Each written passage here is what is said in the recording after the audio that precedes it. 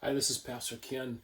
Hey, it's good to see you again today. And this is just going to be a short video just to kind of tell you about something that's going to be happening. This will be accompanied with an email, and it would be entitled PRAY714. What PRAY714 is, as I explained in the email, is a prayer emphasis that's been put together by California Southern Baptist Convention out of Fresno, and to help guide us through a season of prayer, a specific concentrated season of prayer from May 1st to May 7th, culminating on May 7th. And May 7th, if you didn't know that, is a National Day of Prayer, first instituted by Harry S. Truman in 1952, and later, I think in 1988, President Reagan mandated that it's the first Thursday in every May. So that's why it's this Thursday, May 7th, a week from today. And I've sent out this email, and I've accompanied some material for you. And graciously, the convention has provided us with some documents to help us through this. And one thing that I've attached for you is this prayer guide, and it's a one-page guide, and basically it's designed so that each day we take the verse of 2 Chronicles 7:14. If my people who are called by my name will humble themselves and seek my face and turn from their wicked ways, then I will hear from heaven, I will forgive their sin and heal their land. Basically, that contains 4 things we must do and 3 things that God promises He will do for us if we abide by these.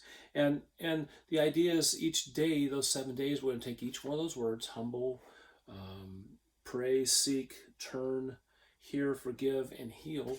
And we'll talk about each one of those just briefly, but the concentrated prayer. Now, here's the kicker: is at 7:14 in the morning, a.m., yes, before 8 o'clock, and 7:14 p.m., hopefully before you go to bed, to spend some time in prayer, praying about these specific things. And each day I'll send out a reminder, maybe like an alarm clock thing, to remind you to do this. And they'll come out at 7:14 a.m. and 7:14 p.m. And just a reminder, maybe just a little blurb to remind you what the daily word focus is. So hopefully this will be something.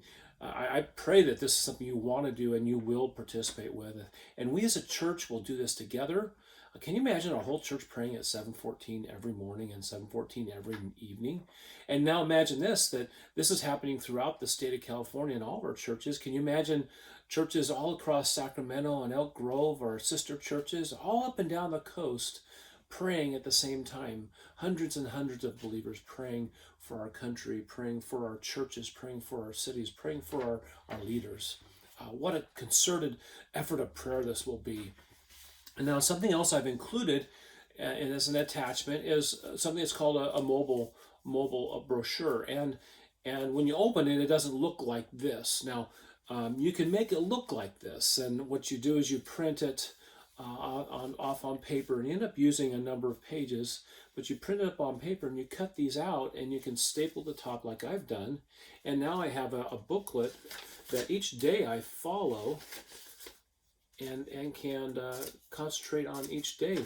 And you can not staple it together and maybe have one for each day and put them across on a bulletin board or on a mirror or somewhere as a reminder in your house to remind you to pray. If you're a prayer walker, if you go for a walk and you like to pray while you walk, you could take that one sheet with you on that day, and all the information's right there for you. And there's so many things you can do with this. I tell you what, I'll make you this offer. It's not like it's $1 million or anything like that. But I'll tell you what, if you can't do this, if you are technologically and paper challenged and maybe not be able to do this, will you let me know? Will you let me know, and I will make one of these for you. I'll be more than happy to make one of these for you and get it out to you as quickly as I can. Now, I may not make it to you by tomorrow, May 1st, for day 1, but I will get it out to you as fast as I can so that you can have this mobile guide with you. Now, the single sheet is real easy to print out. So it's just one single sheet. All the information that's on this sheet is also in the mobile sheet. the mobile packet. I like this because it'll fit in my Bible so nicely. I can take a sheet with me. I made one for Tricia and I both, so we can use these. And I just encourage you as a sheltered in place group, whether it's your family or maybe you have an extended family that's sheltering with you.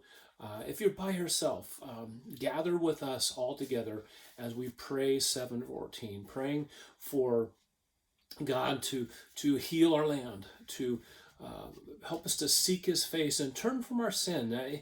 You've discovered many things through this sheltering in place that maybe you struggle with a little bit. Maybe it's a sin, maybe it's just a habit, maybe you've formed some new great habits, maybe there's a bad habits you've formed. So just a time to pray and to really focus on these 7 words as we are still sheltering. And remember our message series from the Lord's Prayer, we're talking about sheltering in place and learning how to shelter. And then right now we're trying to cope with sheltering. It's changed a little bit. We've learned, right? And we're learning how to pray. And what we're trying to do is to shelter in prayer. And this is going to help us. It just fits right in. And I didn't plan this.